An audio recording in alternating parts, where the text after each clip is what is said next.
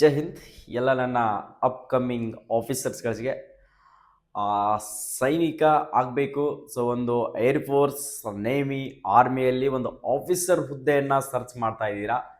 So UPSCಯಲ್ಲಿ union public service ಕಮಿಷನ್ನಲ್ಲಿ NDA national defence academy ಅಂತ ಕೇಳಿಸಿಂದ ಪ್ರತಿ ವರ್ಷನೂ ಕೂಡ ಕಾಲ್ ಫಾರ್ಮನ್ನು ಮಾಡ್ತಿರ್ತಕ್ಕಂಥ ಇದೊಂದು ಆಫೀಸರ್ ಹುದ್ದೆ ಸ್ನೇಹಿತರೆ.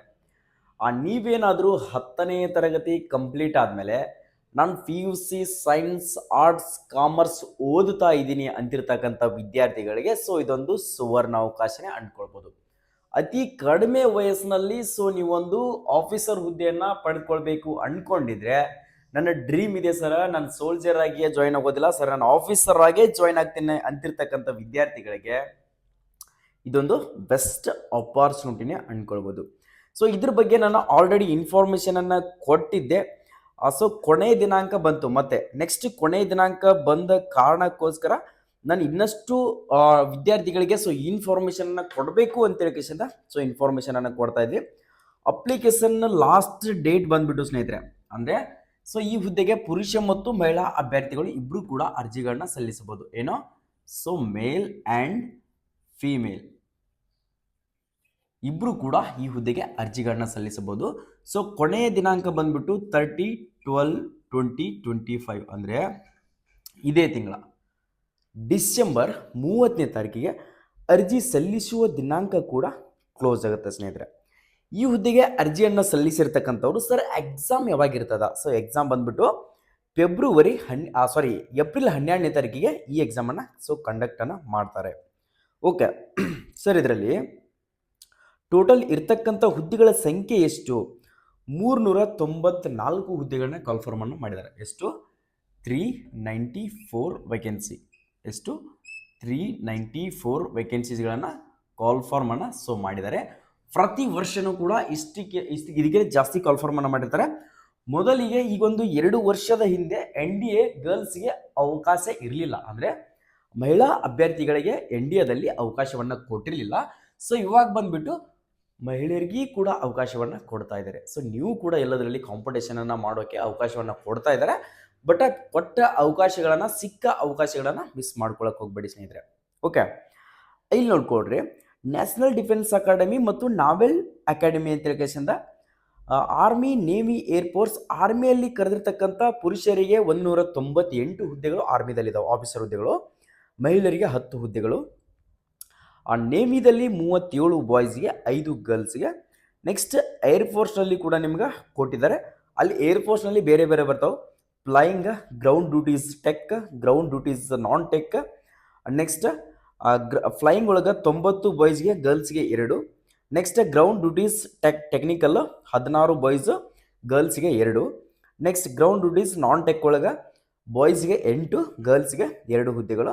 ಸೊ ಇಲ್ಲಿ next naval academy 10+2 cadet direct entry scheme. ಇದು ಪುರುಷರಿಗೆ 21 ಹುದ್ದೆಗಳು, ಮಹಿಳೆಯರಿಗೆ 3 ಹುದ್ದೆಗಳು. ಟೋಟಲ್ಲಿ ಬಂದ್ಬಿಟ್ಟು 394 ಹುದ್ದೆಗಳು. ಬಾಯ್ಸ್ಗೆ 370, ಗರ್ಲ್ಸ್ಗೆ 24 ಹುದ್ದೆಗಳು. ಎಷ್ಟು? ಸೊ ನೋಡ್ಕೊಡ್ರಿ, ಮೇಲ್ ಕ್ಯಾಟಗರಿ ಅವರಿಗೆ ಎಷ್ಟು ಹುದ್ದೆಗಳಪ್ಪ ಅಂತಂದರೆ so totally 370. So female category ಅವರಿಗೆ ಟೋಟಲಿ ಬಂದ್ಬಿಟ್ಟು 24 ಹುದ್ದೆಗಳನ್ನ ಕಾಲ್ಫಾರ್ಮನ್ನು ಮಾಡಿದಾರೆ. ಸೊ ಇದು ಆಲ್ ಓವರ್ ಇಂಡಿಯಾದಲ್ಲಿ ಇರ್ತದೆ. ಯಾವ ಥರ? So all over India so cut off ಇರ್ತದೆ. ಸರ್ ಇದಕ್ಕೆ ವಯೋಮಿತಿ ಎಷ್ಟು ಬೇಕಾಗುತ್ತಾ? ಸರ್ ಇದಕ್ಕೆ ಏಜ್ ಎಷ್ಟು ಬೇಕು? 19 ಒಳಗಡೆ ಇರ್ತಕ್ಕಂಥ ಏಜ್ ನೋಡ್ಕೊಡ್ರಿ. ಏಜ್ ಇಲ್ಲಿಂದ ಕೌಂಟ್ ಆಗುತ್ತಾ? ಏಜ್ ಕ್ಯಾಲ್ಕುಲೇಟ್ ಮಾಡ್ಕೊಡ್ರಿ ಒಂದು ಸರ್, ನೀವೇ ಕ್ಯಾಲ್ಕುಲೇಟ್ ಮಾಡ್ಕೊಡ್ರಿ. 1 ಜುಲೈ 2007. ಸೊ ಇಲ್ಲಿಂದ ಹಿಡಿದು ಕೊನೆಯದು ಯಾವಾಗಪ್ಪ ಅಂದರೆ ಸೊ 1 ಜುಲೈ 2010. ಸೊ 1 ಜುಲೈ 2007ರಿಂದ ಹಿಡಿದು 1 ಜುಲೈ 2010 ಒಳಗಡೆ ಜನಿಸಿರ್ತಕ್ಕಂಥ ಪುರುಷ ಮತ್ತು ಮಹಿಳಾ ಅಭ್ಯರ್ಥಿಗಳು ಈ ಹುದ್ದೆಗೆ ಅರ್ಜಿಗಳನ್ನ ಸಲ್ಲಿಸಬಹುದು. ಸರ್ ನಾವು ಅದರ್ ಬ್ಯಾಕ್ವರ್ಡ್ ಕ್ಲಾಸ್ ಇದೆ ಸರ್, ನಂದು SC ST ಇದೆ ಸರ್, EWS ಇದೆ ಸರ್, ಏನಾದರೂ ಏಜ್ ರಿಲ್ಯಾಕ್ಸೇಷನ್ ಕೊಡ್ತಾರಾ? ಇಲ್ಲ, ಇದರಲ್ಲಿ ಏಜ್ ರಿಲ್ಯಾಕ್ಸೇಷನ್ ಅಂತ ಏನೂ ಇರೋದಿಲ್ಲ. ಸೊ ಪ್ರತಿಯೊಬ್ಬರಿಗೂ ಕೂಡ ಸೊ ಇಷ್ಟು ಮಾತ್ರ ಇರ್ತದೆ ಸ್ನೇಹಿತರೆ. ಗೊತ್ತಾಯ್ತಾ? ಏಜ್ ಬಗ್ಗೆ ಕನ್ಫರ್ಮೇಷನ್ ಆಯಿತಾ? ನೆಕ್ಸ್ಟ್ ಸರ್, ಎಜುಕೇಷನ್ ಕ್ವಾಲಿಫಿಕೇಷನ್ ಏನು ಬೇಕಾಗುತ್ತಾ? Army wing national defence academy ಒಳಗಡೆ 12ನೇ ತರಗತಿ ಪಾಸ್ ಆಗಿರ್ತಕ್ಕಂಥ ಆರ್ಟ್ಸ್ ಕಾಮರ್ಸ್ ಸೈನ್ಸ್ ಪಾಸ್ ಅಂತೇನಿಲ್ಲ. ಸೊ ನೀವು ಸ್ಟಡಿ ಮಾಡ್ತಾ ಇದ್ರಿ, ಸೊ ಅಕಸ್ಮಾತ್ ಪಾಸ್ ಆದವರು ಕೂಡ ಈ ಹುದ್ದೆಗೆ ಅರ್ಜಿಗಳನ್ನ ಸಲ್ಲಿಸಬಹುದು. ನಾನು ಫಸ್ಟ್ ಪಿ ಯು ಸಿ ಮುಗಿಸಿ ಸೆಕೆಂಡ್ ಪಿ ಯು ಸಿ ಓದ್ತಾ ಇದ್ದೀನಿ ಅಂತಿರ್ತಕ್ಕಂಥ ವಿದ್ಯಾರ್ಥಿ ಕೂಡ ಇದರಲ್ಲಿ ಅರ್ಜಿಗಳನ್ನ ಸಲ್ಲಿಸಬಹುದು. ಆರ್ಟ್ಸ್ ಕಾಮರ್ಸ್ ಸೈನ್ಸ್ ವಿದ್ಯಾರ್ಥಿಗಳು ಕೂಡ ಇದರಲ್ಲಿ ಒಂದು ಅವಕಾಶವನ್ನು ಕೊಟ್ಟಿದ್ದಾರೆ. ಸೊ ಆದಷ್ಟು ಬೇಗನೆ ಹೋಗಿ ಇನ್ನೂ ಅರ್ಜಿಗಳನ್ನ ಸಲ್ಲಿಸಿರಲಿಲ್ಲ ಅಂತಂದರೆ ಸ್ನೇಹಿತರೆ, ಸೊ ಇವತ್ತೇ ಹೋಗಿ ಅರ್ಜಿಗಳನ್ನ ಸಲ್ಲಿಸ್ಕೊಳ್ರಿ. ಸರ್ ಅಪ್ಲಿಕೇಶನ್ ಫೀಸ್ ಎಷ್ಟಿರುತ್ತೆ? ಅಪ್ಲಿಕೇಶನ್ ಫೀಸ್ ಬಂದುಬಿಟ್ಟು ಸೊ ನೋಡ್ಕೊಳ್ರಿ 100 ರೂಪೀಸ್ ಮಾತ್ರ ಇರುತ್ತೆ. ನೆಕ್ಸ್ಟ್ SC ST ಫೀಮೇಲ್ ಇವರಿಗೆ ಫೀಸ್ ಇರೋದಿಲ್ಲ. ಓಕೆ, ಎಂಥ ಅಪಾರ್ಚುನಿಟಿ ನೋಡ್ಕೊಡ್ರಿ. SC ST ದವರಿಗೆ ಮತ್ತು ಮಹಿಳೆಯರಿಗೆ ಯಾವುದೇ ಥರನಂಥ ಫೀಸ್ ಇರೋದಿಲ್ಲ.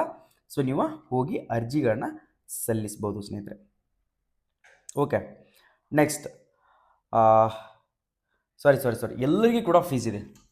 ಎಲ್ಲರಿಗೂ ಕೂಡ ಫೀಸ್ ಇದೆ. 100 ರೂಪೀಸ್ ಫೀಸನ್ನು ಕಡ್ಡಾಯವಾಗಿ ಕಟ್ಟಲೇಬೇಕು. ಓಕೆ, ನೆಕ್ಸ್ಟ್ ಸರ್ ಇದಕ್ಕೆ ಎಕ್ಸಾಮ್ ಸಿಲೆಬಸ್ ಏನಿರ್ತದ? ಸೊ ಅದೊಂದು ಚೂರು ಹೇಳಿ ಸರ್ ಅಂತ ಕೇಳ್ತಿರ್ತಕ್ಕಂಥ ವಿದ್ಯಾರ್ಥಿಗಳಿಗೆ ನೋಡ್ಕೊಡ್ರಿ. ಮೆಥಮೆಟಿಕ್ಸ್ ಅಂತ ಹೇಳ್ಕೇಶಂದ ಸೊ ಒಂದು subject. Next general ability test ಅಂತ ಹೇಳ್ಕೇಶಂದ 2.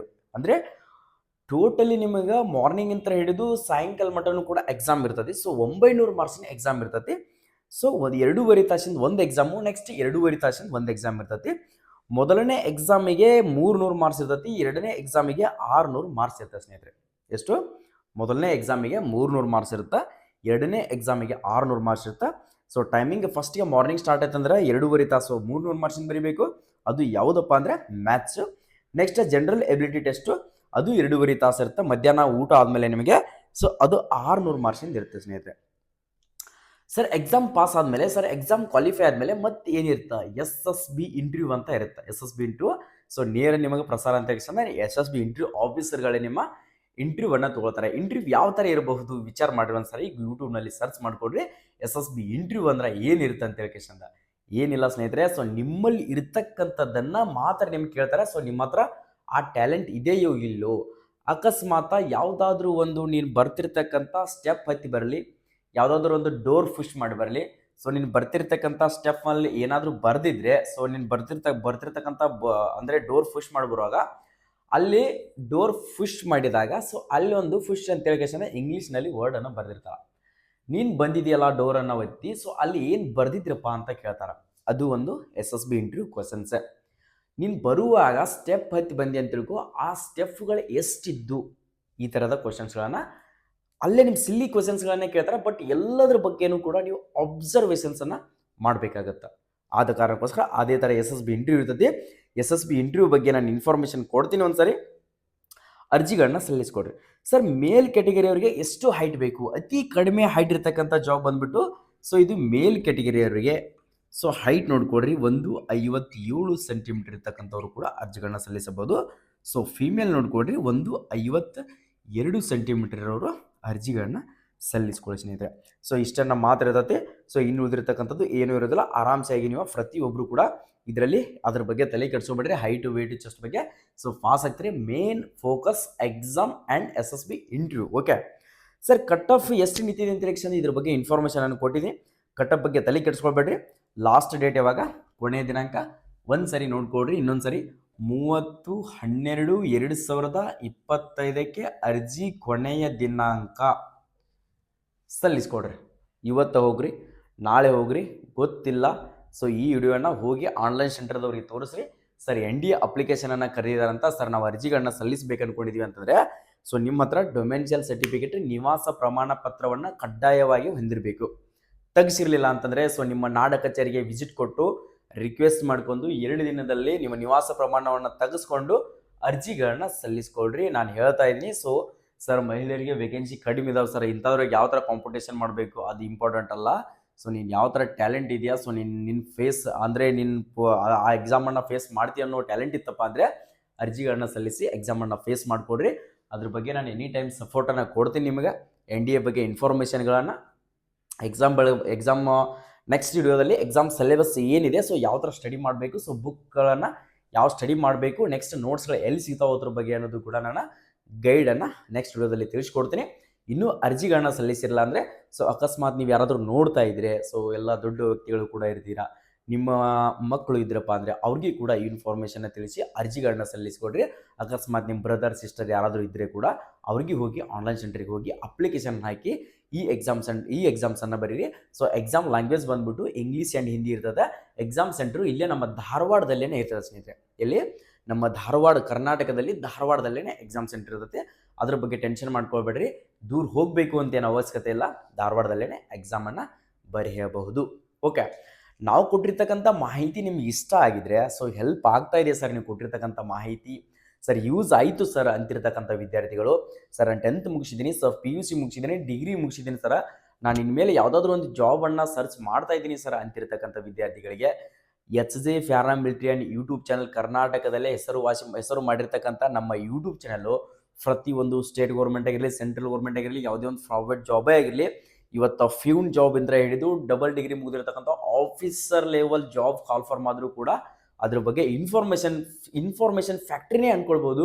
ಇನ್ಫಾರ್ಮೇಷನ್ ಸಿಗ್ತಿರ್ತಕ್ಕಂಥ ನಮ್ಮ HJ ಪ್ಯಾರಾಮಿಲಿಟರಿ ಆ್ಯಂಡ್ ಯೂಟ್ಯೂಬ್ ಚಾನಲ್ನ ಸೊ ಇವಾಗಲೇ ಒಂದು ಲೈಕ್ ಮಾಡಿ, ಈ ವಿಡಿಯೋನ ಪ್ರತಿಯೊಬ್ಬರಿಗೆ ಶೇರ್ ಮಾಡಿಕೊಡ್ರಿ. ಕೆಳಗಡೆ ಕಾಣ್ತಿದ್ದೀರಿ ನೋಡ್ಕೊಡ್ರಿ ಸ್ನೇಹಿತರೆ, ಸಬ್ಸ್ಕ್ರೈಬ್ ಬಟನ್, ಇದು ಕೆಳಗಡೆ ಕಾಣ್ತಿರ್ತಕ್ಕಂಥ ಸಬ್ಸ್ಕ್ರೈಬ್ ಬಟನನ್ನು ಓದಲಿಲ್ಲ ಅಂದರೆ ಯಾವ ಇನ್ಫಾರ್ಮೇಷನ್ ಕೂಡ ತಿಳಿಯೋದಿಲ್ಲ, ನೋಟಿಫಿಕೇಶನ್ ಓದಿದರೂ ಕೂಡ ನಿಮ್ಗೆ ಅರ್ಥ ಆಗೋದಿಲ್ಲ. ಸೊ ಅಚ್ಚುಕಟ್ಟಾಗಿ ಕನ್ನಡದಲ್ಲಿ ಇನ್ಫಾರ್ಮೇಷನ್ ಸಿಗ್ತಾನೆ ಇರುತ್ತೆ. ಸೊ ಆದ ಕಾರಣಕ್ಕೋಸ್ಕರ ಸಬ್ಸ್ಕ್ರೈಬ್ ಮಾಡ್ಕೊಡ್ರಿ. ನೆಕ್ಸ್ಟ್ ವಿಡಿಯೋದಲ್ಲಿ ಬರೋಣ. ಜೈ ಹಿಂದ್, ಜೈ ಕರ್ನಾಟಕ.